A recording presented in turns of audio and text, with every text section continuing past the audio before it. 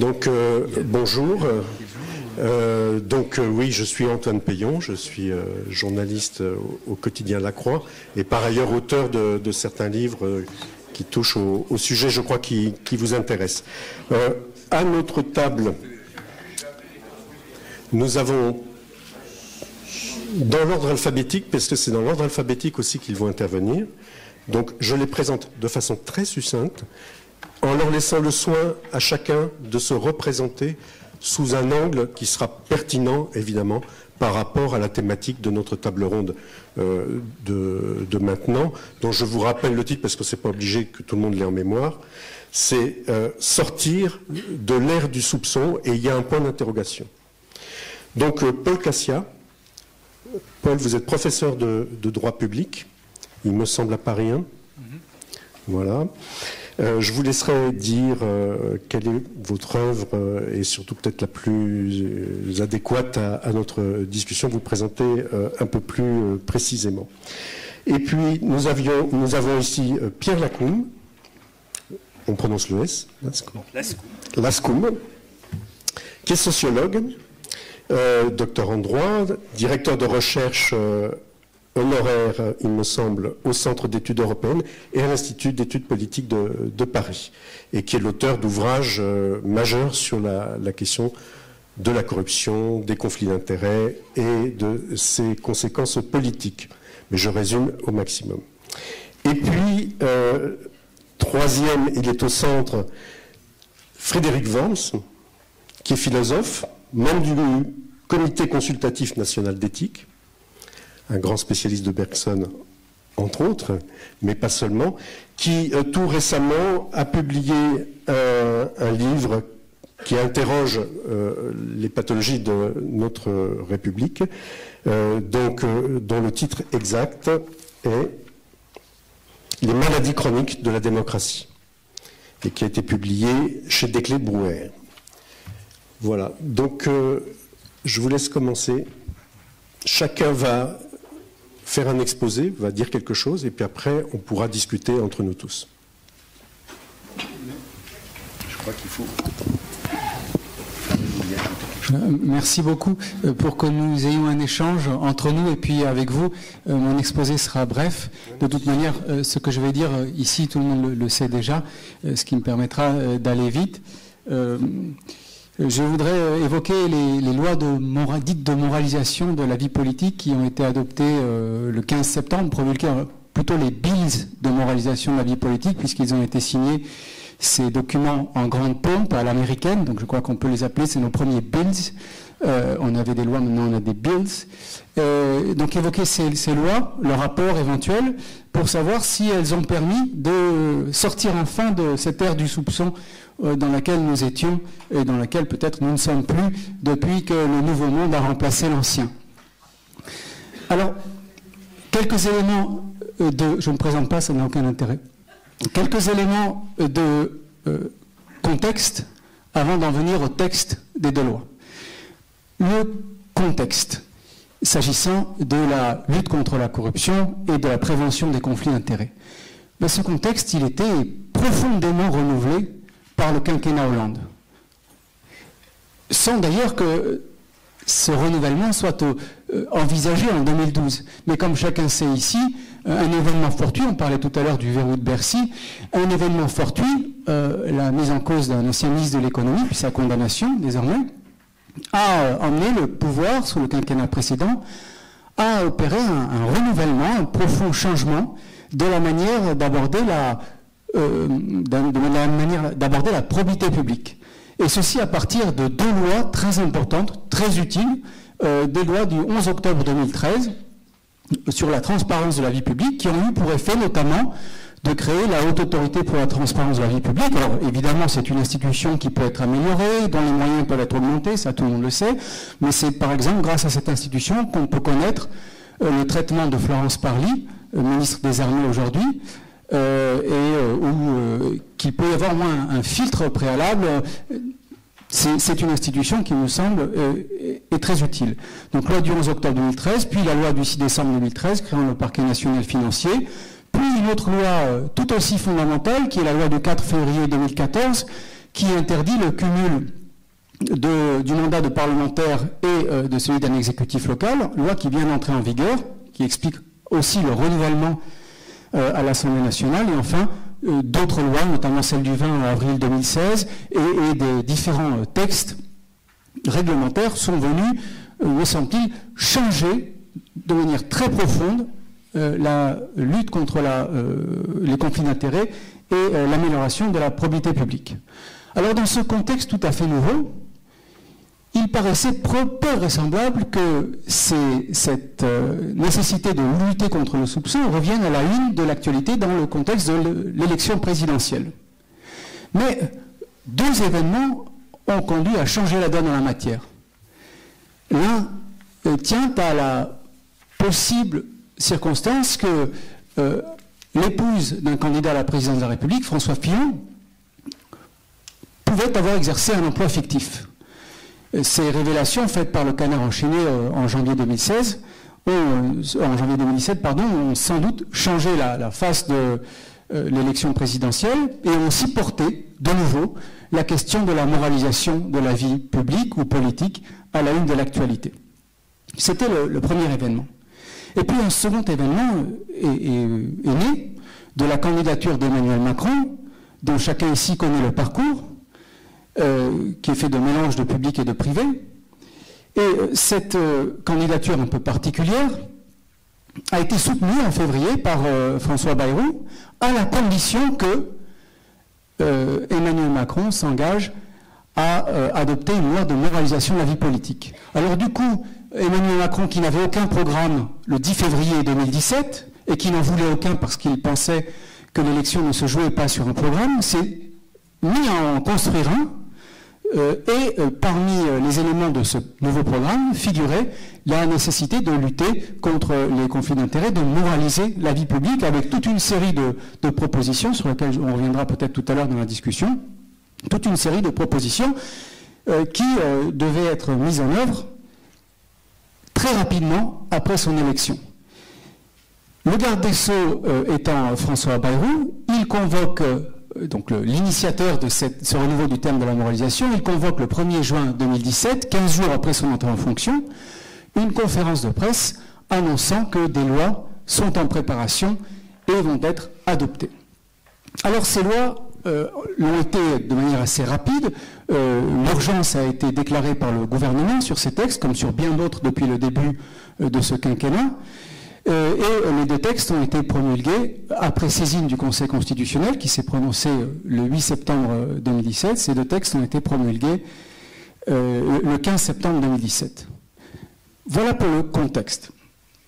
Maintenant, s'agissant des textes, est-ce que ces deux lois permettent de dépasser l'ère du soupçon? Évidemment que non, pour des raisons simples qui tiennent à leur objet, particulièrement limité. S'il en était besoin, c'est une question qui peut se poser, pour moraliser par les biais des textes, pour moraliser la vie publique, il faut nécessairement commencer par le haut de la pyramide avant de s'attaquer au bas. C'est vrai pour les personnes, mais c'est vrai aussi en matière normative. Et en particulier, la normalisation annoncée supposait des mesures d'ordre constitutionnel qu'il aurait été évidemment préférable de prendre avant d'adopter les mesures de nature organique et législative qui l'ont été par la loi du 15 septembre 2017, les lois du 15 septembre 2017. C'est ainsi qu'il y a eu une inversion de l'ordre des priorités, puisqu'on a commencé par le moins important en termes symboliques, c'est-à-dire les lois organiques et ordinaires, avant de s'attaquer à l'avenir à la loi constitutionnelle. Donc il y a déjà tout un pan de la moralisation annoncée qui ne pouvait pas, par définition, figurer dans les deux lois qui ont été adoptées il y a un peu plus d'un mois. C'est le cas, par exemple, pour le casier judiciaire vierge, qui, contrairement à ce qu'indiquait le président de la République, ne figure pas dans les lois de moralisation. C'est le cas aussi pour d'autres éléments, la suppression de la Cour de justice de la République, la rénovation du Conseil supérieur de la magistrature, que sais-je encore. Donc il y a déjà eu ce hiatus qui fait que les lois de moralisation ne peuvent qu'être imparfaites. Et puis l'autre élément d'imperfection, il tient à l'objet limité des deux lois du 15 septembre 2017. Leur intitulé est parlant à cet égard. Il a donné lieu à beaucoup de débats auprès des parlementaires. Et celui qui a été retenu, ce sont des lois qui sont relatives à, j'ai oublié le titre, la confiance dans la vie politique.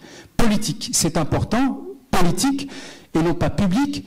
Le législateur ayant clairement souhaité indiquer que la question de la prévention des conflits d'intérêts des agents publics, et le cas échéant des magistrats, était hors du champ de leur réflexion. Par conséquent, tout ce qui concerne le pantouflage, le fonctionnement de l'ENA, l'utilité de conserver Polytechnique, les grandes écoles, etc., est hors du champ de ces lois. Or, c'est précisément pour cette raison que François Bayrou, en février 2017, avait interpellé Emmanuel Macron. Il souhaitait que soient dissociés les enjeux politiques des enjeux financiers, ayant sans doute à l'esprit le fait qu'Emmanuel Macron était passé par une grande banque privée, que ça pouvait influencer la manière d'exercer le pouvoir, si tant est qu'il lui était dévolu. Donc il y a tout ce pan qui, encore une fois, est en dehors du champ des deux lois du 15 septembre 2017.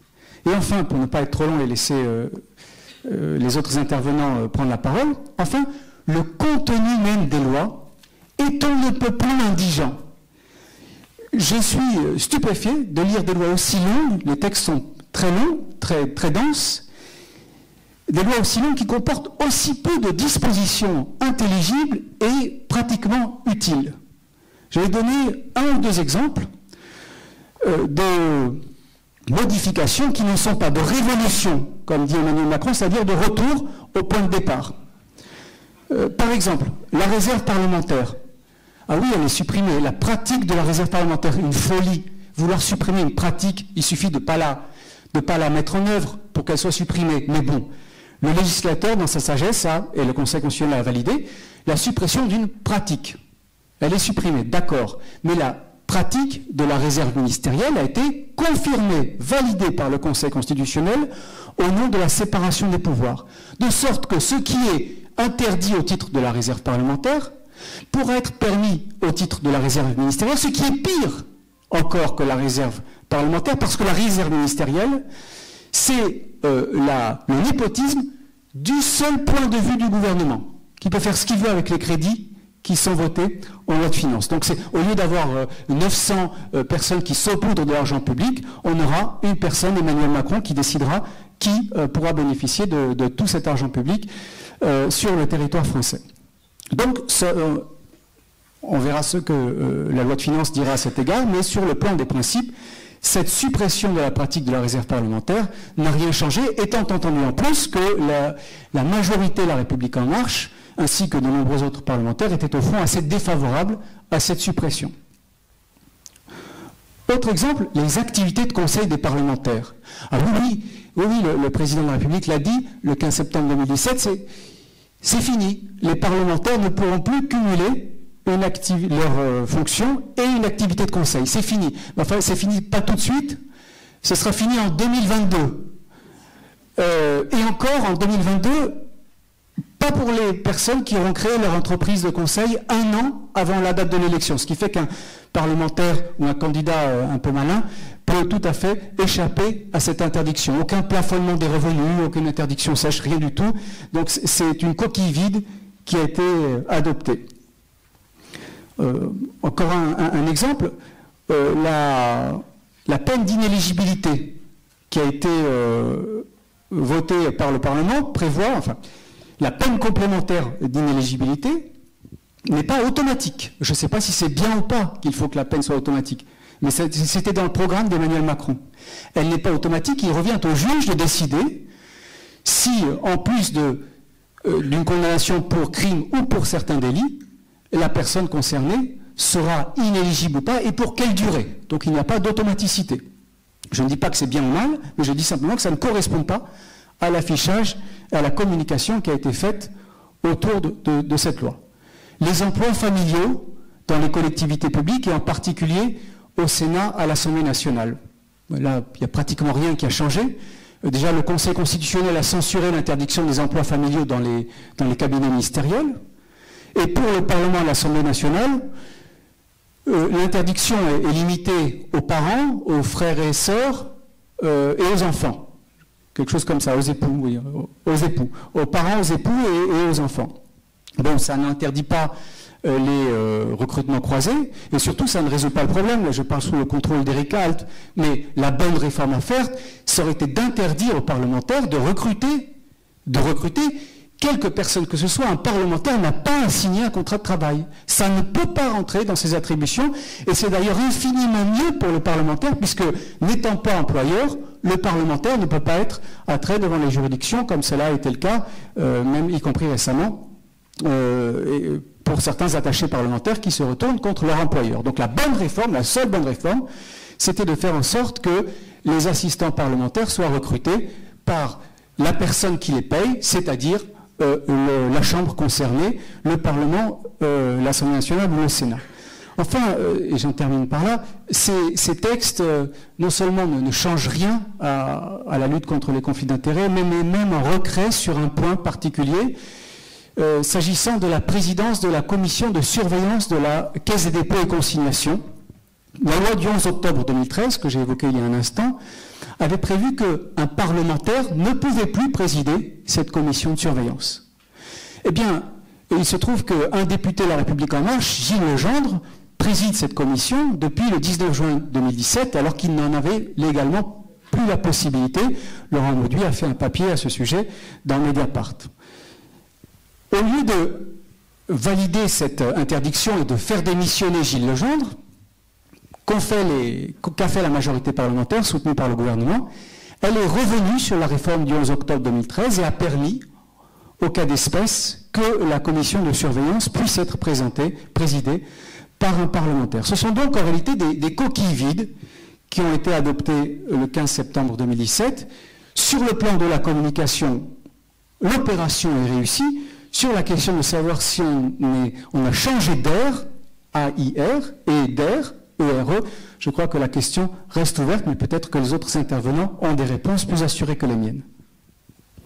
Donc Pierre Lascou, j'ai fait ma carrière au CNRS, j'ai aussi été enseignant, et dans ce domaine, on peut dire des atteintes à la probité publique, où on brasse toujours beaucoup d'idées, on fait souvent beaucoup de morale, et où on porte très facilement des jugements normatifs, ce que j'ai essayé de faire humblement en tant que sociologue empiriste, c'est de faire deux types d'enquêtes. Des enquêtes d'abord sur la perception, ou sur les représentations sociales de corruption entre guillemets ou des atteintes à la probité publique, parce que pour moi, une des grandes questions qui se posent à notre démocratie, mais pas simplement française en général, c'est le degré, ce dont on parle assez peu, qui est le degré relativement élevé des citoyens à l'égard des pratiques d'abus de pouvoir quand ils ne sont pas eux-mêmes demandeurs de transgression quand cela concerne leurs propres intérêts. Donc ça, c'était un de mes sujets.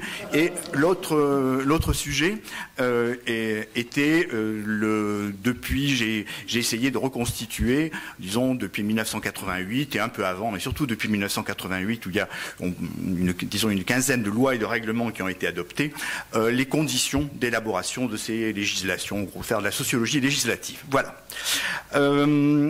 Alors aujourd'hui, d'abord, je voudrais commencer par un très petit hommage à l'action d'Anticor que je connais bien depuis longtemps, et en particulier pour sa dimension d'engagement judiciaire et pour avoir suivi de près le procès de Jacques Chirac. Je n'ai pas oublié que s'il n'y avait pas eu Anticor, le procès de Jacques Chirac n'aurait certainement jamais abouti, et surtout, je pense qu'il n'aurait jamais été condamné, puisque je pense pour les jeunes générations, ce que vous ne savez peut-être pas, c'est que Anticor était le seul à porter en tant que partie civile l'accusation quand le parquet et la ville de Paris qui était victime avaient retiré toute demande et toute plainte, et donc voilà. Et puis aussi, on peut plus d'affaires plus récentes. Enfin, il est certain que tout ce qui concerne les affaires autour des biens mal acquis n'aurait jamais émergé si Anticor ne s'y était pas impliqué.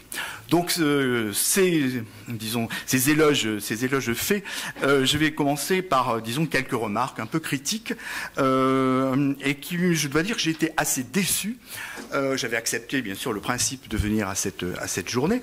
Quand j'ai vu le titre qui nous était proposé, malgré le point d'interrogation, cette expression « en finir avec l'heure du soupçon » me déplaît, si vous voulez, me met mal à l'aise, et je vais essayer de vous dire pourquoi. D'abord, soupçon. Pourquoi soupçon ? Enfin, je veux dire, de quoi s'agit-il ? Me semble-t-il, les exemples qui ont été donnés, ceux que les gens pouvaient avoir en tête, ne concernent pas des soupçons. Le problème qui se pose, c'est l'existence de transgressions, d'abus de pouvoir par les détenteurs de l'autorité. Et que avant 1988, avant qu'il existe un certain nombre de règles précises sur le financement des campagnes, puis du financement des partis, les partis de droite comme de gauche se finançaient de façon illicite par la pratique d'abus de biens sociaux commis par des entreprises et aussi par des activités de corruption. On n'est pas dans du soupçon, on était dans des transgressions tout à fait acceptées, tolérées, intégrées, etc. Et depuis 1988, il y a toute une série de règles qui ont été introduites. Il y a un effet normatif cumulatif au coup par coup, on y reviendra, de telle sorte que aujourd'hui, il y a tout un ensemble de règles sur le financement de la vie politique et, disons, une limitation progressive d'un certain nombre d'abus de fonction, qui font que la question qui se pose, c'est pas de savoir si c'est bien ou si c'est mal, c'est est-ce que les acteurs en responsabilité publique, dans quelle mesure respectent-ils les normes qu'ils ont la plupart du temps votées ou que leur parti a soutenues. Donc on n'est pas dans une ère du soupçon, on est dans une période, on peut dire, de transition. L'histoire va lentement, l'historien peut nous donner son avis là-dessus, où on a introduit un certain nombre de régulations de l'activité politique qui posent évidemment des difficultés parce que l'activité politique est paradoxale, on peut le dire, voilà, je vais à l'essentiel, en disant que c'est une activité qui produit beaucoup de règles pour les autres, pour les citoyens, pour des gens comme nous, et que les élus, les parlementaires et aussi les gouvernements ont toujours eu beaucoup de difficultés à, disons, faire adopter des normes qui les concernaient. Je reviendrai plus tard sur ce point. Alors quand on parle de soupçons, est-ce que l'on veut dire que ce sont les transgressions de quelques-uns qui jettent le discrédit sur la très grande majorité des autres ? Peut-être, sans doute, mais ce que moi je voudrais relever, et c'est disons, un de mes centres d'intérêt, c'est la question donc, de la tolérance. Il faut aussitôt ajouter que cette majorité aux mains blanches a toujours été extrêmement tolérante à l'égard des transgressions de ses pairs, et que à peu près aucun signalement, à part sous forme de règlement de compte politique, n'est jamais venu pour finalement créer une autorégulation, disons, du milieu politique et en particulier du milieu parlementaire. Et donc pendant des décennies, le financement des partis politiques et des campagnes par les entreprises en échange de quelques services, n'a jamais posé de problème à personne, pas plus que pendant des décennies, le népotisme, y compris celui qui pouvait se traduire par des emplois fictifs. Donc, également, autre exemple, on ne donne pas de nom, la question du cumul d'emplois entre un mandat électif et le salariat par une entreprise ou un acteur économique privé était évidemment était connu, voilà, mais n'a jamais été soulevé par quelque acteur politique que ce soit. Donc, pour finir avec ce point, je voudrais souligner, c'est que ce qui me gêne, disons, dans la nouvelle législation, peut-être ça rejoint ce que mon prédécesseur a dit, c'est le fait que dans beaucoup de dispositions, d'ailleurs que ce soit des lois de 2013 comme celle de 2017, au nom de la séparation des pouvoirs, il y a beaucoup en fait, de règles qui sont énoncées, que l'on pourrait dire des règles creuses, dont le contenu dont la définition du contenu est renvoyée aux responsables des assemblées, à leurs déontologues, au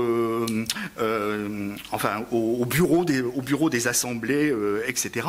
Et on peut dire que finalement, ce que l'on attend, c'est que les parlementaires s'autorégulent. Et là-dessus, vu on peut dire ce que l'on a pu observer depuis 30 ans, on ne peut être que réservé. Et dans le sens d'ailleurs de ce que disait disait mon prédécesseur, je crois que là on peut aller un peu plus sur la précision, Monsieur Ferrand, président du groupe de La République En Marche, a fait adopter par son nouveau groupe de députés en juillet 2017 un texte dans lequel il demandait le maintien de la réserve parlementaire contre l'avis du gouvernement. Et on a été obligé de faire revoter le groupe une deuxième fois.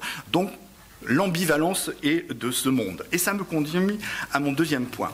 Je suis aussi mal à l'aise avec le terme « sortir ». De quoi veut-on sortir? Est-ce que ce terme renvoie à un rêve de pureté, de transparence absolue? Pour moi, c'est un cas une situation de politique fiction totale. Et moi, j'ai toujours, je vois beaucoup de réticence, de méfiance à l'égard de ceux qui aspirent ou promettent un monde sans déviance, sans transgression. Rappelons Durkheim, qui considérait que la vie sociale était un aller-retour permanent entre l'énoncé de règles qui renforcent le collectif et l'existence de débordements individuels et collectifs qui questionnent cet encadrement des comportements. Et il n'énonce pas ça, par cynisme, mais au contraire par réalisme. Et donc, la démocratie repose sur toute une série de délégations de pouvoir et, de mon point de vue, l'enjeu principal est le cadrage des activités de prise de décision, politique, et le contrôle qui doit être exercé sur les débordements, les dépassements et les différentes formes d'abus de pouvoir. Et pour finir sur ce point, on peut dire que les atteintes à la probité prolifèrent quand il y a un manque de règles ou quand il y a des règles lacunaires qui cadrant les intérêts individuels ou collectifs, mais aussi, et c'est une grande spécialité française, par défaut de structures veillant à la mise en œuvre de ces règles. Un code de la route sans gendarme sera à la fois ineffectif et inefficace. Et en sens inverse, on l'a vu parmi les changements en cours, la création d'organismes dotés de pouvoirs, mais aussi la nomination de responsables dans ces organisations qui exercent les pouvoirs qu'on leur attribue, comme on l'a vu faire avec la haute autorité ou avec le parquet financier, on voit bien que des organismes actifs permettent d'introduire un certain nombre de changements. Je passe. Mon dernier point, qui complète aussi ou ajoute un certain nombre d'éléments à ce qu'a dit mon prédécesseur, ce qui m'a, alors on peut dire, mis aussi, interpellé, disons, dans ces derniers mois, c'est le processus législatif et son absence de méthode. J'imagine que le président d'anticorps comme celui de Transparency ont été auditionnés. On n'en sait même rien. La façon dont ces lois ont été préparées dans une sorte de boîte noire absolue, il n'y a même pas eu un rapport, soyons, c'est ambitieux, une note préalable de M. Bayrou qui aurait indiqué au fond quelles sont les intentions, quelles sont, etc., créant un minimum de consultation, tout ça. Donc on est une fois de plus en France dans une situation de production de lois par action-réaction, ce que les anglo-saxons appellent des productions législatives dos au mur, ou avec le revolver sur la tempe. Il en a été question à propos le déclencheur qui a été l'affaire Cahuzac et qui a suscité toute une série de règles qui n'avaient rien à voir avec la fraude fiscale, et ça a été la même chose dans la période récente avec la situation, les pratiques de M. Fillon, où ça a été l'occasion d'introduire toute une série de règles autres.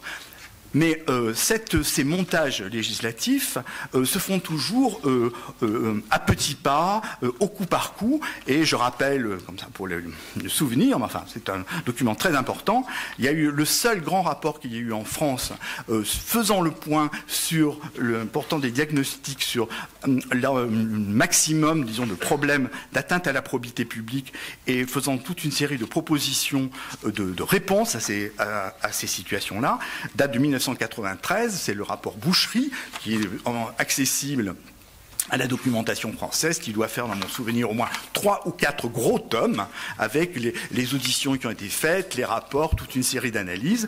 Et aujourd'hui, on peut considérer qu'il y a peut-être 20% des propositions de M. Boucherie qui ont été suivies des faits. Alors, quant aux lois de septembre 2017, pardon, je serai bref. Je serai un peu plus précis que mon collègue, parce que moi j'ai pris très au sérieux les errements sur l'intitulé d'une loi. Quand l'intitulé d'une loi change, je crois que ça a été, j'ai lu ça, j'ai pas tout suivi, enfin il y en a au moins entre 8 et 10 versions. Le terme moralisation que vous avez repris donc n'existe plus, et ce va-et-vient entre, moralisation de la vie publique ou de l'action politique, rétablissement de la confiance dans l'action publique ou dans l'action politique, etc. Ces va-et-vient sont absolument typiques du fait que, au fond, le projet qui a été construit s'est fait au coup par coup, qu'il n'y a pas vraiment eu une réflexion sur des principes de fond adoptés. Et puis la deuxième remarque que je ferai sur le titre, c'est que j'ai été, de mon point de vue, alerté par cet intitulé qui est loi en faveur de la confiance dans la vie politique. Moi, je pensais que les textes de loi, le droit, s'adressaient directement aux acteurs dont on veut cadrer les comportements. Donc, même si le terme moralisation n'était pas tout à fait satisfaisant, puisqu'il n'est pas question de morale, bon, voilà, on pourrait dire cadrage des activités politiques ou cadrage de l'action publique, le terme confiance est au contraire un effet. Donc c'est un texte qui s'adresse à des citoyens, et s'adressant à des citoyens, en fait, norme l'activité politique. Donc là, il y a quelque chose de tordu que je trouve extrêmement insatisfaisant. Voilà. Sur le contenu, oui, je crois que vous avez dit l'essentiel. Est-ce que j'avais quelque chose de plus à dire sur les conflits d'intérêts? Donc aussi, enfin, je rejoins tout à fait ce que vous avez dit sur le fait qu'il y a quand même. Moi, je serais moins négatif que vous, au sens où je trouve que, évidemment, il y a un certain nombre de normes creuses. Toutes celles qui renvoient à des décisions, disons, des assemblées, de leurs bureaux, etc., ça, je suis tout à fait d'accord. Il y a un certain nombre, quand même, de mesures qui sont introduites, mais bon. Gardons l'idée. Par exemple, ce qui avait été introduit en 2013 sur le fait qu'il y ait des obligations de déport au nom des conflits d'intérêts, que ce soit au niveau des ministres ou que ce soit dans les assemblées, les personnes qui sont qui ont des liens d'intérêt, doivent se retirer, ne pas participer à la décision, on peut dire que c'est quand même quelque chose qui est positif. Et dans la loi, ce qui est intéressant, c'est qu'aujourd'hui, ces déports doivent être rendus publics. Il y a des registres qui doivent être tenus pour savoir si une personne ayant un lien d'intérêt s'est ou non déportée. Retirée. Enfin, voilà, c'est le terme juridique, on parle de déport. Bon, voilà. Donc il y a quand même un certain nombre de choses. Alors maintenant, le fait que, je suis tout à fait d'accord, le fait que la focalisation soit centrée sur les parlementaires est frustrante, qu'il n'y ait rien sur les activités de lobbying à l'égard du gouvernement. Et pour moi aussi, un des points sur lesquels j'avais essayé de rendre les choses un peu visibles, c'est aussi le problème de conflit d'intérêts. On pense toujours, donc c'est l'emprise des intérêts privés, disons, sur les décisions publiques, ou sur l'intérêt général. Mais il y a aussi beaucoup de conflits d'intérêts entre public et public.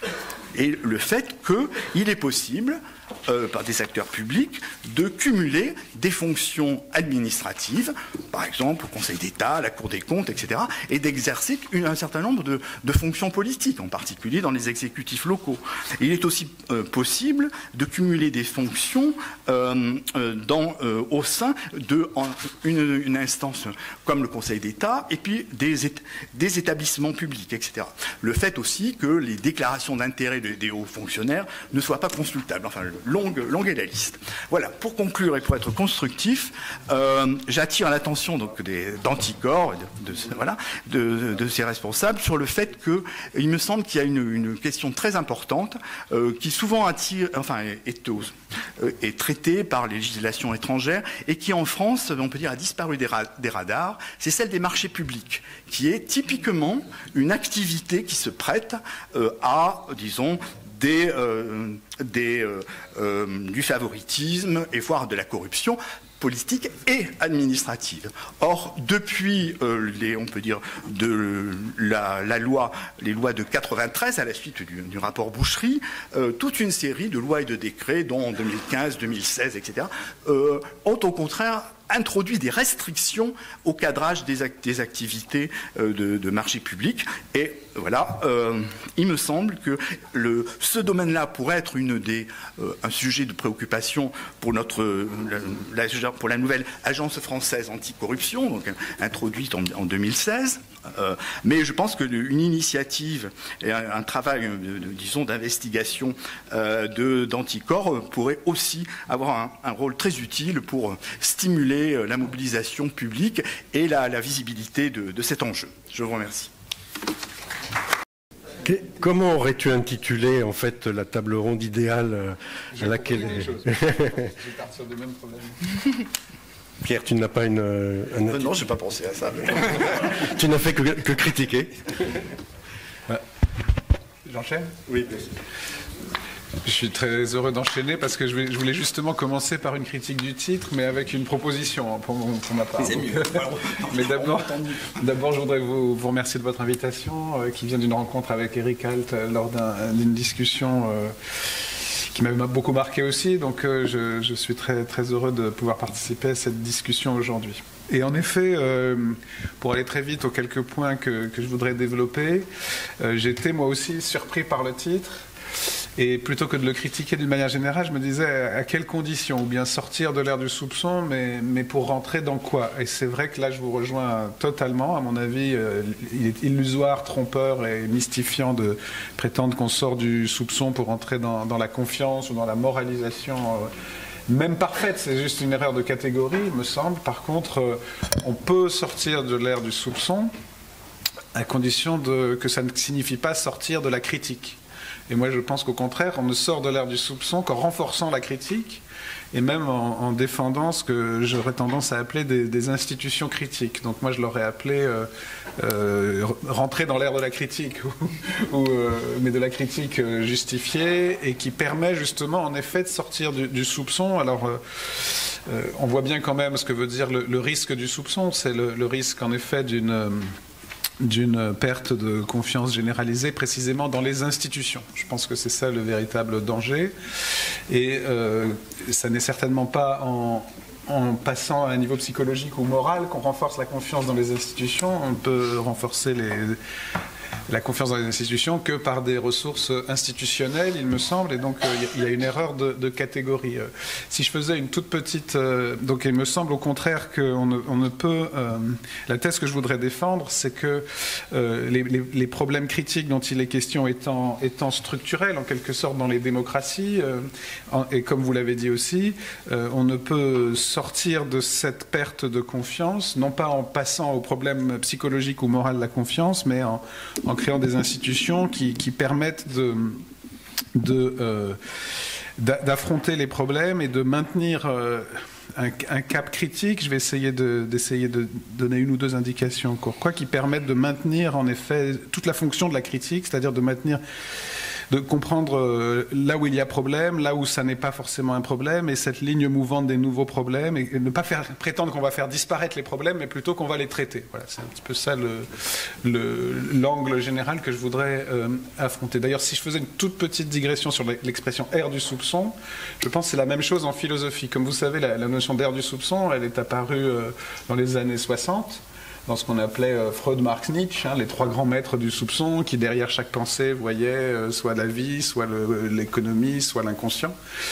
Et on disait, voilà, les années 60, c'est l'ère du soupçon. Il y a eu un grand retour de bâton anti-critique, justement, anti-pensée 68, comme on disait en philosophie, anti-critique, parce que c'était peut-être aller trop loin dans l'idée que nous ne pensons pas, mais ça pense en nous, le pouvoir, l'inconscient et le reste. Et finalement, aujourd'hui, je pense que c'est pareil. Il faut peut-être revenir à l'idée que ça existe, le pouvoir, l'inconscient et le reste, mais ça ne nous empêche pas de penser par nous-mêmes et d'être des sujets moraux, mais il faut un intermédiaire qui est la pensée critique. Donc, moi ce que j'aurais envie de dire en 2 temps très rapides, c'est je pense qu'il faut renforcer et même revendiquer les institutions critiques. Et que l'enjeu, c'est qu'il faut sortir du soupçon pour rentrer dans la critique, mais en la revendiquant comme un progrès. Et pas seulement en dénonçant des mots, et en se pensant soi-même comme des médecins, en quelque sorte, en un sens négatif. Hein. L'image médicale, évidemment, me vient, et dans anticorps aussi, j'entends l'image médicale, anti-immunitaire, disons, face à des problèmes, mais pour lesquels le corps, on peut sécréter des remèdes. Eh bien, je pense que, oui, il faut revendiquer la critique comme un progrès politique et comme une avancée pour tous, y compris dans nos vies quotidiennes. Je prendrai l'exemple de la santé, évidemment, où l'institution d'agence de sécurité sanitaire a sauvé le système de santé français contre des accusations.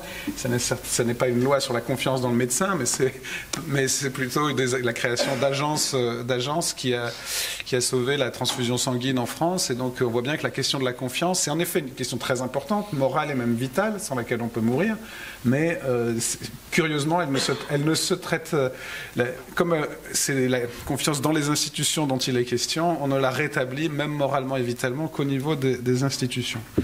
Et donc, moi j'aurais envie de dire qu'il faut en effet... D'abord, renforcer les institutions critiques. Par institutions critiques, il faut entendre plusieurs choses, et je les élargirais même, pas seulement aux institutions créées dans les contre-pouvoirs institués par le pouvoir lui-même, comme la haute autorité ou les agences dont je parlais, mais je pense qu'il faut y inclure évidemment les associations comme la vôtre, la presse, un certain nombre d'autres dimensions, comme évidemment aussi les tribunaux. Moi, je les inclus dans les institutions des contre-pouvoirs, évidemment, instituées comme telles. Et la question constitutionnelle est du coup fondamentale, évidemment, mais il faut comprendre, comme le font certains théoriciens de la République, par exemple Philippe Petit, que la démocratie consiste à instituer ces institutions critiques, que ce soit dans la sphère étroite, disons, de la Constitution, ou dans la sphère large de la protection des institutions critiques, y compris, disons, même parfois la rue, qui, en un certain sens, est une institution, puisque manifester est un droit, et donc la rue est une institution, la presse, Donc je pense qu'il faut renforcer et revendiquer ces institutions critiques. Par critique, il faut entendre 3 choses, à mon avis. D'abord, la capacité de dénoncer, évidemment, la capacité de dénoncer ce qui viole les lois, la capacité non seulement parce qu'il ne suffit pas qu'une chose soit interdite, mais il faut qu'il y ait des institutions capables, en effet, de porter les cas devant les instances, et puis aussi de mettre en œuvre ces interdictions. Donc là, on est dans un cas typique. Je vais essayer de dire ce qu'il faut entendre par corruption aussi dans un instant, mais il faut des institutions qui soient capables de dénoncer, d'accuser, de juger. Ces institutions sont critiques aussi au sens d'un autre sens du mot critique, qui est la question de la séparation. Et il est très clair que la question de la séparation des ordres de pouvoir est au cœur de la question de la corruption. C'est évident pour un certain nombre de sujets, mais ça peut être défini en principe. Comme vous le savez, il y a eu un débat dans les années 80-90 aux États-Unis sur la question de la théorie de la justice. Il y avait le grand livre de John Rawls sur la justice et les grandes institutions, sur liberté et égalité, le partage du pouvoir et de la justice sociale. Il y a un livre très important que vous connaissez tous, sans doute, de Michael Walzer, qui s'appelle « Les sphères de justice » et qui définit chaque sphère de pouvoir comme une sphère indépendante, la question de la justice étant la séparation entre ces sphères. Il y a l'économique, le juridique, le politique. Il inclut même l'amour et la famille. Et dès qu'il y a interférence entre ces sphères, il y a corruption. Et la justice consiste à séparer la séparation des sphères, à respecter la séparation des sphères. Ce que je pense, c'est qu'aujourd'hui, on est à un point où il faut combiner Walser et Rawls. C'est-à-dire qu'il faut que le diagnostic de Walser rentre en effet dans les institutions de base d'une société politique et que la séparation des pouvoirs ne se limite pas à la séparation des 3 grands pouvoirs, mais à la séparation de tous les pouvoirs. C'est évidemment très difficile puisque nous sommes tous des lieux d'intersection de pouvoirs, tous plus ou moins, hein, et que d'une certaine manière aussi, ça peut paralyser certains pouvoirs. On voit très bien que dans l'éthique médicale, par exemple, moi je suis en effet membre du comité d'éthique, il y a des déclarations d'intérêt, il y a des choses. C'est encore assez limité dans ce cadre, en tout cas pour quelqu'un qui vient des sciences humaines, c'est assez facile d'essayer de maintenir une séparation avec les laboratoires. Certains médecins disent qu'aujourd'hui, c'est tellement compliqué de travailler dans le respect de toutes les règles des séparations d'intérêts qu'à la limite, on ne pourra faire expertiser un sujet que par des gens complètement incompétents dans le domaine. Donc la question de la séparation est ici fondamentale. Ce que je pense vraiment, c'est que comme vous le disiez, je suis d'accord avec ça, il ne s'agit pas d'éliminer un problème structurel, mais plutôt de définir des seuils et des critères.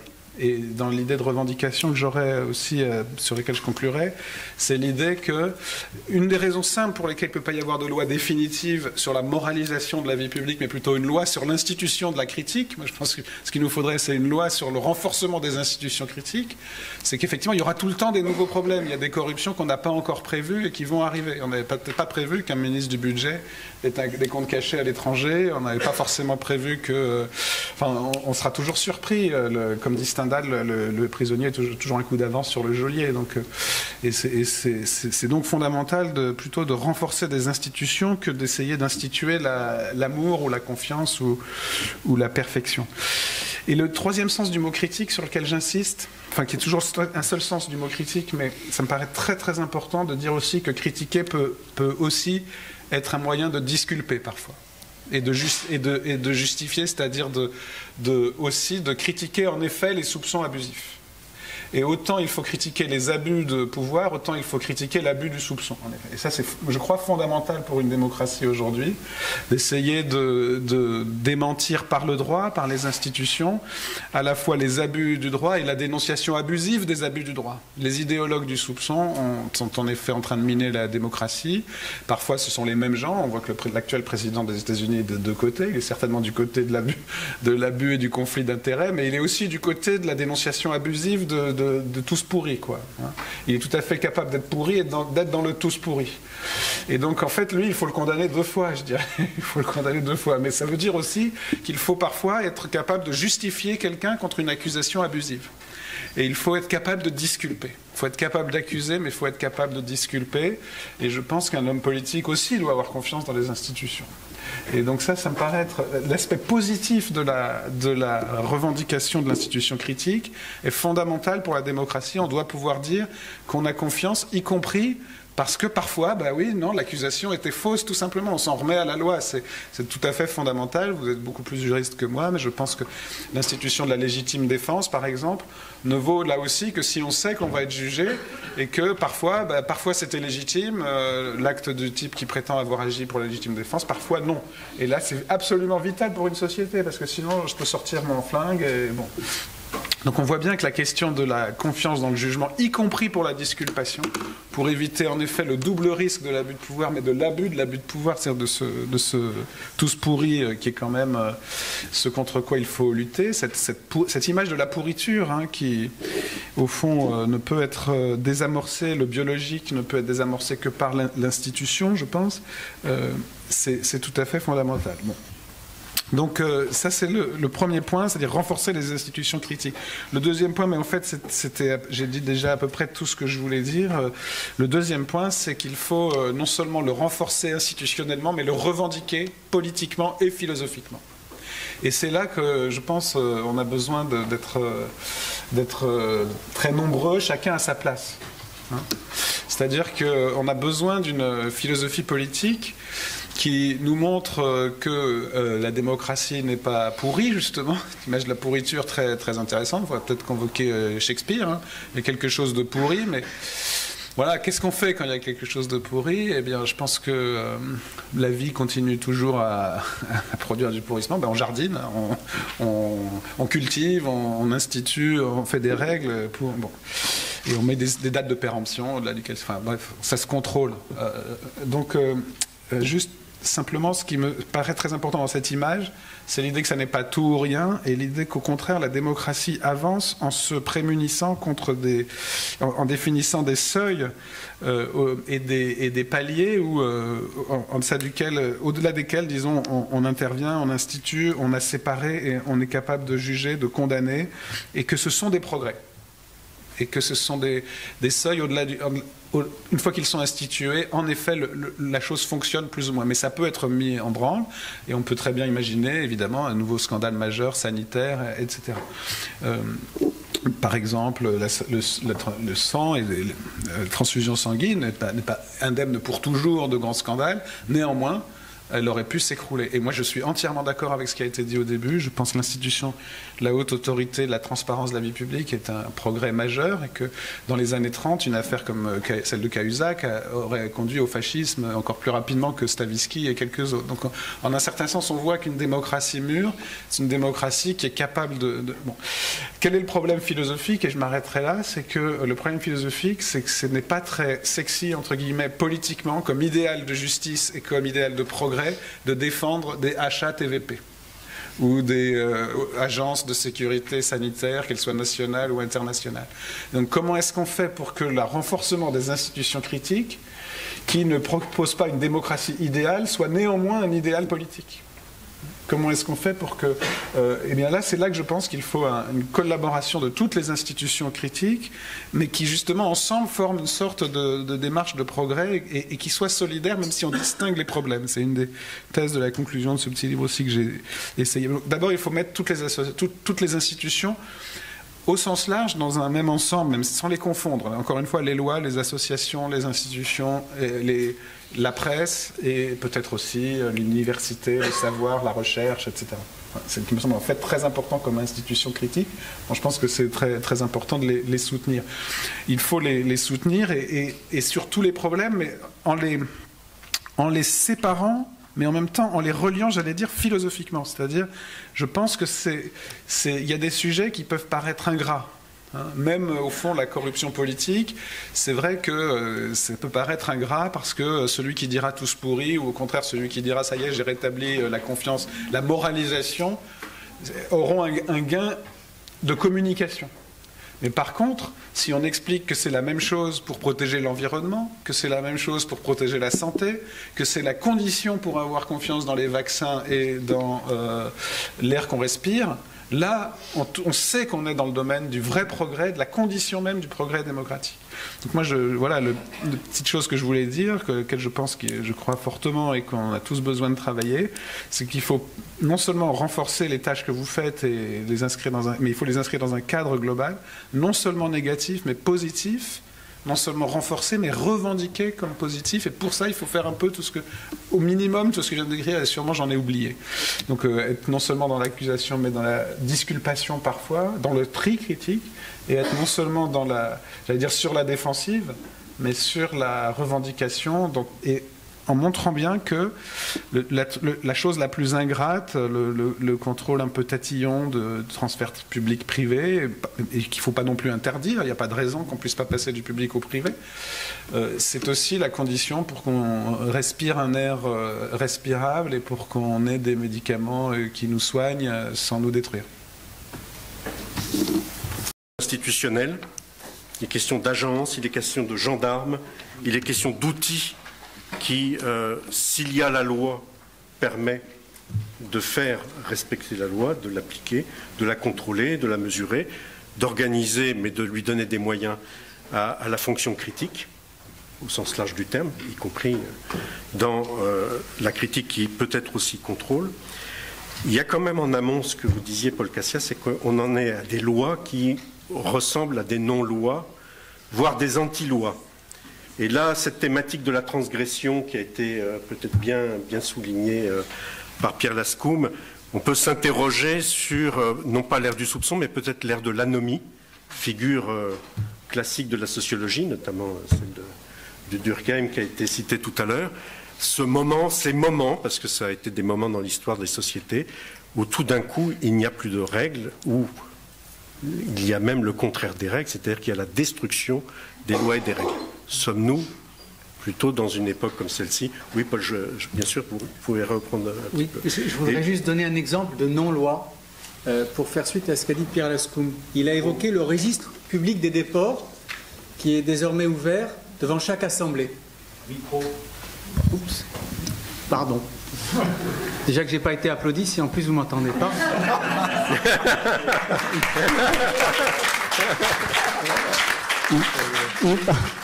Il a évoqué donc le registre des déports qui est désormais ouvert par la loi organique devant chaque assemblée. Et il a trouvé que c'était formidable parce qu'en effet ça permet de prévenir les conflits d'intérêts et de marquer cette prévention, puisque on va avoir un petit document où on va savoir que M. Ferrand par exemple n'est pas intervenu dans la loi sur les mutuelles. Sauf que c'est pas si simple. Il faut lire la loi à la lumière de ce qu'a jugé le Conseil constitutionnel. Point 18 d'une des deux décisions. Les dispositions en cause n'ont ni pour objet ni pour effet de contraindre un parlementaire à ne pas participer aux travaux du Parlement. Donc ça ne sert à rien. Il y a bien un registre qui est ouvert, mais à supposer même qu'il y ait conflit d'intérêts, le Conseil constitutionnel a dit que les dispositions n'ont ni pour objet ni pour effet de contraindre un parlementaire à ne pas participer aux travaux du Parlement. Ça ne sert à rien, ce registre. Premier exemple. Le second exemple de non-loi, et de renvoi, comme l'a dit Pierre Lascoum, à des dispositions ultérieures du règlement de chacune des chambres, c'est la question de l'IRFM. Alors oui, l'IRFM, c'est une question quand même très importante, puisque par exemple on a des scandales récents et qu'on sait que l'ancien garde des Sceaux, Jean-Jacques Urvoas, qui maintenant est contre l'état d'urgence alors qu'il l'a prolongé à 6 reprises, Jean-Jacques Urvoas a déposé plainte pour atteinte à la vie privée contre une personne qui avait communiqué des informations relatives à son achat grâce à l'IRFM de sa permanence parlementaire. Donc c'est vraiment une question très importante que celle de l'IRFM. Eh bien, je vous lis ce que dit la loi à cet égard. Je sais qu'il y a beaucoup de juristes ici, mais les députés et sénateurs sont défrayés sous la forme d'une prise en charge directe, d'un remboursement sur présentation de justificatif ou du versement d'une avance par l'Assemblée dont ils sont membres. Et c'est au règlement de chaque Assemblée de prévoir lequel des trois critères il va mettre en œuvre, voire les trois. Étant entendu que l'un de ces critères, le versement d'une avance par l'Assemblée, ce n'est rien d'autre que l'IRFM. Donc on pourra, c'est comme pour APB pour les lycéens, on pourra reprendre l'IRFM, mais sous une autre appellation. Et ce qu'il y a d'encore plus grave dans cette loi censée redonner la confiance dans la vie publique, c'est que tout à la fin de ces dispositions sur l'IRFM, il y a un texte qui dit ceci, je vais vous le lire, vous allez voir, on n'y comprend rien. Paragraphe 3, citation, dans le Code général des impôts, il en est de même des frais de mandat pris en charge dans les conditions prévues à l'article 4 sexies de l'ordonnance du 17 novembre 1958 relative au fonctionnement des assemblées parlementaires. Il en est de même des frais de mandat. On n'y comprend rien. Qui va aller chercher ce que veut dire cette disposition? Ce qu'elle veut dire, c'est que l'administration fiscale n'aura pas le droit de mettre son nez dans la manière dont l'IRFM, ou ce qu'elle va devenir, va être utilisée. C'est ça que ça veut dire. C'est ça que ça veut dire. Donc dans une loi censée redonner confiance, il n'y a rien sur l'IRFM, et deux, pire encore, il est interdit à l'administration fiscale de mettre son nez dans la manière dont les parlementaires vont utiliser leurs frais de mandat. Merci Paul. Alors, juste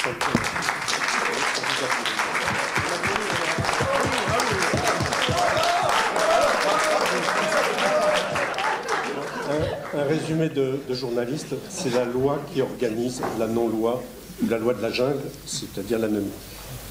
Juste un mot. Pardon. Tout à l'heure, vous aviez quelque chose sur une réunion, enfin une table ronde sur l'évasion fiscale. Une publication toute récente de Gabriel Zucman, qui est économiste, malheureusement exilé aux États-Unis, et deux de ses confrères, montre qu'aujourd'hui, les avoirs privés français, pas ceux des entreprises, sont à hauteur de 300 milliards d'euros qui sont en évasion fiscale. avec le même économiste en 2012. C'est avec lui que j'avais fait les évaluations quand j'avais fait le livre ces 600 milliards qui manquent à la France. Il me donnait 250 milliards. Ce qui veut dire que soit son estimation de l'époque était en fait sous-estimée, ce qui n'était pas le cas, puisque c'était les mêmes méthodes de calcul, ce qui veut dire que l'évasion fiscale, et ça je peux vous l'assurer, est en augmentation constante et dans des proportions considérables. Aujourd'hui, je vous lis juste une phrase, les 3520 ménages les plus riches de France, le top 0,01%, qui possèdent 400 milliards d'euros, en cachent pas moins de 140 milliards dans les paradis fiscaux. Voilà dans l'état d'anomie dans lequel nous sommes, puisque cette oligarchie-là s'autorise à faire ce que tous les autres citoyens ne peuvent pas faire. Voilà. Donc R peut-être de l'anomie. Jean-Christophe Picard, président, oui, vous voulez peut-être le micro mobile. Voilà. À vous la parole. Merci. Tout ce qu'on a entendu, puis d'autres choses. Je vais commencer par répondre à M. Worms, qui nous invite gentiment à nous intéresser au marché public. Alors, on s'y intéressait, on a fait un rapport de 30 pages sur les marchés publics qu'on a rendu public il y a 1 an et demi. Mais qui n'intéresse personne. C'est ça le problème, c'est ce que je disais au début, c'est qu'on travaille, nous, pour maîtriser les dossiers, mais les journalistes vont s'intéresser à Niessal, ils vont pas s'intéresser au rapport d'Anticor sur les marchés publics. Alors, quand on est auditionné par les assemblées, l'Assemblée nationale ou le Parlement, là, on peut évidemment expliquer nos positions, mais on est là sur des sujets qui n'intéressent pas grand monde, à part nous, mais nous, ça nous intéresse parce qu'on sait, effectivement, les abus qu'il y a dans ces marchés publics ou les délégations de services publics avec des zones de négociation, enfin c'est des trucs assez incroyables ce qui s'y passe et effectivement c'est beaucoup d'argent et ça conditionne en plus la qualité du service public. Voilà. Je ferme la parenthèse. Alors je vais essayer de répondre à la question de la table ronde, de sortir de l'ère du soupçon. Si je devais reformuler cet intitulé, je dirais comment rétablir la confiance finalement, ce qui est la question qu'on se pose quasiment tout le temps, hein, parce que évidemment on n'arrive jamais à complètement moraliser la vie politique ou la vie tout court, et donc il faut toujours repenser comment rétablir la confiance. Alors il y a encore après ces lois pour rétablir la confiance, et contrairement à ce qu'a dit le président de la République en signant cette loi, il y a encore beaucoup à faire et c'est pas fini. Moi j'étais un petit peu alors déjà un peu déçu par le contenu de la loi, mais encore plus déçu par l'annonce du président qui dit ça y est, les promesses, je cite, hein, les promesses de campagne ont été tenues. Et ça y est, il ne parle plus de rien, il ne parle même plus de la loi sur la révision constitutionnelle qui avait été annoncée. Il n'en parle plus hein, dans son annonce. Hein. Il n'y a plus que nous qui parlons de cette loi. Hein. Donc je suis très inquiet parce qu'il avait l'air de dire que c'était fini pour 5 ans, alors que c'est juste un début, hein, évidemment, il faut continuer. Alors je vois 5 chantiers, je vais aller vite. Effectivement, le premier chantier, c'est la révision constitutionnelle, puisque tout ce qu'on n'a pas mis dans la loi ordinaire, puisqu'on nous disait c'est pas possible, alors on l'a pas mis non plus dans la loi organique, parce qu'on nous disait c'est pas possible. Bon, alors maintenant, il faut mettre ça dans la loi constitutionnelle, puisque ça au moins c'est possible. La procédure est plus lourde, mais c'est possible effectivement de limiter les mandats dans le temps, de supprimer la Cour de justice de la République, et d'interdire aux anciens présidents de siéger au Conseil constitutionnel. Ça c'est les 3 mesures qui ont été annoncées, qui avaient été annoncées, je sais plus où ça en est, mais ça avait été annoncé. Et nous allons nous battre au niveau d'Anticor pour qu'on impose le casier judiciaire vierge, la certification des comptes des partis politiques par la Cour des comptes, puisque on n'en a peut-être pas beaucoup parlé, mais c'est hallucinant ce qui se passe dans les partis politiques. Il y a quasiment personne qui contrôle rien. Enfin, c'est complètement fou. Hein. C'est de l'argent public quand même. Et puis, il faudrait aussi ajouter, on a parlé tout à l'heure des lanceurs d'alerte, il faudrait ajouter le pouvoir donné aux défenseurs des droits de soutenir financièrement les lanceurs d'alerte, parce que c'est quand même le problème numéro 1 des lanceurs d'alerte, c'est ça. C'est pas leur donner la possibilité de faire un procès pendant 15 ans pour qu'on leur reconnaisse leurs droits dans 15 ans. C'est les aider à manger, parce qu'ils sont à la rue. Hein. Je veux dire, on a Stéphanie Gibault qui en parle d'ailleurs très librement, et elle est à la rue, quoi. Donc il faut les aider dès le départ. Hein. Dès qu'ils perdent leur salaire, il faut les aider, parce que ce sont des gens, si je reprends l'exemple de Stéphanie Gibault, elle a fait économiser 13 milliards à la France, c'est peut-être pas très normal qu'on la maltraite comme ça, quoi. On peut peut-être un peu l'aider. Enfin, voilà. Donc donner au pouvoir défenseur des droits d'aider financièrement les lanceurs d'alerte. Enfin voilà, toutes ces mesures qui sont les mesures les plus intéressantes, qui pourraient vraiment changer la vie politique, hein, notamment la limitation des mandats dans le temps, sont dans une hypothétique révision constitutionnelle qui avait été annoncé il y a quelque temps. Deuxième chantier, c'est moraliser la vie politique locale. Ça, là aussi, on n'en parle plus, alors que Anticor est bien passé pour vous dire qu'il y a beaucoup d'abus au niveau local, parce que justement, ça n'intéresse personne et que personne ne s'intéresse à ce qui s'y passe. Alors, je ne vais pas vous citer tout ce qu'on pourrait faire, mais au moins renforcer, voire même modifier ce qu'on appelle le contrôle de légalité, c'est-à-dire l'autorité qui contrôle aujourd'hui les actes des collectivités, hein, c'est le préfet. La Cour des comptes en 2016 nous dit que ce contrôle, le contrôle de l'égalité, sans même parler du contrôle budgétaire, c'est une vraie passoire, ça fonctionne pas, hein, c'est la Cour des comptes qui le dit. Donc il faut absolument modifier, voire complètement changer. Nous sommes pour remplacer le préfet par, remplacer le préfet dans sa mission de contrôle de l'égalité par des magistrats indépendants, parce que le préfet, il n'est pas complètement indépendant quand même, hein, c'est un fonctionnaire un petit peu bizarre, hein, qui est soumis à un devoir de loyauté, etc. Donc remplacer ce contrôle de l'égalité par une autorité dédiée qui serait composée de magistrats, où on pourrait également contrôler les recrutements dans les collectivités, parce que tous les attachés parlementaires qui vont se retrouver au chômage, vous inquiétez pas, ils sont dans les collectivités. Moi, à Nice, ça y est, c'est les collaborateurs, les fils d'eux, les femmes d'eux, etc., ça y est, ils commencent à intégrer l'organigramme de la ville de Nice, il n'y a pas de problème, hein, et ça va être partout pareil, hein. Ils vont pas être au chômage, les assistants parlementaires. Il n'y en aura pas un au chômage. Ils seront juste dans les cabinets, les chargés de mission, les chargés de la prospective, tous les trucs bidons. Ils vont se retrouver, ils vont être recasés parce que les parlementaires, ils cumulent les mandats. Donc ils sont aussi chefs d'exécutif à 80%. Donc ils auront, vous inquiétez pas, ils vont retrouver à se recaser. Donc il faut contrôler toutes les procédures de recrutement et pas seulement les recrutements au Parlement. Donc améliorer on va dire la moralisation de la vie politique locale, on pourrait citer les dépaysements des affaires judiciaires, etc. Il y a énormément à dire et à faire. Ça, c'est un chantier qui est bizarrement passé complètement à la trappe.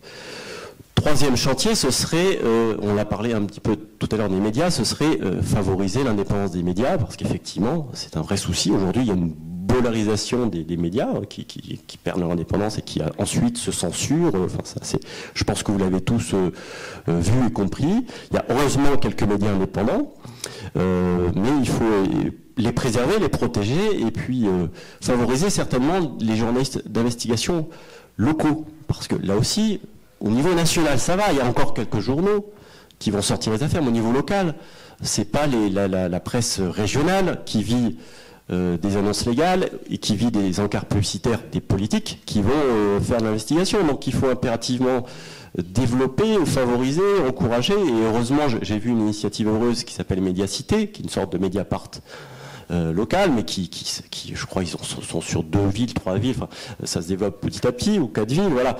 Heureusement qu'il y a ça, il faut absolument qu'on ait cette presse à la fois nationale et locale, une presse d'investigation indépendante, parce que ça, c'est vraiment indispensable à la lutte contre la corruption. Quatrième chantier, vous voyez, je vais vite, c'est qu'on peut, pour moraliser la vie politique, il ne faut pas seulement moraliser la vie politique, il faut moraliser toutes les activités. On ne peut pas laisser dans le secteur privé se développer la corruption et la fraude et espérer qu'au niveau politique, ça soit étanche et complètement préservé. Évidemment, il faut tout moraliser et je ne vois pas pourquoi on s'intéresserait qu'aux politiques ou qu'aux parlementaires, en l'occurrence dans la loi pour pour la confiance dans la vie politique. Il faut moraliser toutes les activités et on sait rapport après rapport, pour ne prendre que l'exemple des tribunaux de commerce, on sait que ce qui s'y passe est inimaginable, les conflits d'intérêts à tous les étages, puisque ce sont des commerçants qui jugent d'autres commerçants, donc c'est vraiment, à la base, on comprend bien que c'est pas possible. Et là, on en est au deuxième rapport calamiteux, et ça continue comme ça. Donc il faut moraliser toutes les activités, privées comme publiques, bien évidemment. Et cinquième chantier, dont je suis étonné, dont personne ne parle, c'est moraliser ce qui se passe dans les partis politiques. C'est très curieux, on estime que ce qui se passe dans les partis politiques, ça ne nous regarde pas, mais les partis politiques ont un rôle donné dans la Constitution. Les partis politiques concourent au suffrage. Donc ce qui se passe dans les partis politiques a une incidence, puisque ce sont eux qui vont désigner les futurs candidats, donc les futurs élus. Donc on a un petit peu intérêt à voir ce qui s'y passe. Est-ce normal d'avoir des partis politiques, et pas des moindres, les principaux, qui n'arrivent même pas à avoir un vote fiable? Rappelez-vous ce qui s'est passé entre Ségolène et Martine Aubry. On n'a toujours pas compris qui avait gagné en fait, ou qui avait le plus triché. Bon, rappelez-vous ce qui s'est passé entre Copé et Fillon, où il n'arrive même pas à une addition. C'est-à-dire ils n'arrivent pas, ces gens-là qui ont été ministres, qui vont sans doute se retrouver ministres, n'arrivent même pas à additionner des votes. Et ces gens-là vont gouverner le pays. Enfin, il faut fiabiliser, y compris permettre des contrôles extérieurs si besoin. Il faut que les votes dans les partis politiques soient un petit peu sérieux et un petit peu contrôlés. Je ne parle même pas de ce qui se passe dans les primaires, où moi je suis pour l'institutionnalisation des primaires, c'est-à-dire que les primaires des partis soient organisées avec les moyens de l'État, que tout le monde puisse aller voter et que ça soit contrôlé par l'État, parce que ce qui se passe dans les primaires, ça a une incidence sur la démocratie, puisque celui qui va gagner la primaire sera candidat du parti, qui est souvent des partis importants. Donc c'est quand même important de fiabiliser la procédure d'avance. Sinon, c'est celui qui a le plus triché qui va se retrouver candidat. C'est juste pas possible. Donc il faut impérativement s'intéresser à ce qui se passe dans les partis. Je parle même pas des parachutages, des choses je trouve absolument abominables, puisque on a des touristes électoraux qui font à peu près tous les départements et qui écœurent tous les militants locaux. Enfin, il y a des tas de pratiques évidemment à moraliser. Et en tout cas, il faut impérativement s'intéresser à ce qui s'y passe. Et d'ailleurs, quand vous regardez l'état des partis politiques, c'est une catastrophe. Il n'y a plus beaucoup de militants. Et il n'y a surtout plus du tout de jeunes. Parce que donc c'est un signe. Aujourd'hui, ils sont mal au point, mais ça sera pire demain. C'est même pas. Il ne faut pas imaginer qu'ils vont reprendre le poids de la loi, parce que plus personne ne veut aller dans les partis politiques, à part des gens qui prennent des cachets, parce que c'est quand même très dur. Parce que quand vous arrivez avec un peu d'idées, vous voyez ce qui se passe, les fausses cartes, les trucs. Vous savez qu'avant un congrès PS, au niveau des cartes, c'est x3. C'est-à-dire que le nombre d'adhérents augmente x3. Puis après, ça se dégonfle. Il y a ces choses inimaginables. Ce sont des partis qui gouvernent. Le groupe UMP au Sénat a pris l'habitude de détruire la comptabilité du groupe à chaque changement de président. Le groupe UMP, ce sont des gens qui gouvernent la France ensuite. Ils détruisent la comptabilité. Vous imaginez si moi je dis, dès que je suis plus président, je détruis la comptabilité anticorps. Quand même, c'est bizarre. Bon. C'est juste pas acceptable qu'on laisse ces partis politiques faire ce qu'ils veulent, à la fois dans leur parti et dans leur groupe, parce que évidemment c'est une incidence. Donc voilà, il y a encore beaucoup à faire. Évidemment, contrairement à ce que dit le président de la République, les lois sur la moralisation ne règlent pas le problème. Et il faut continuer à revendiquer, exiger le changement et la lutte contre la corruption, la lutte contre la fraude fiscale.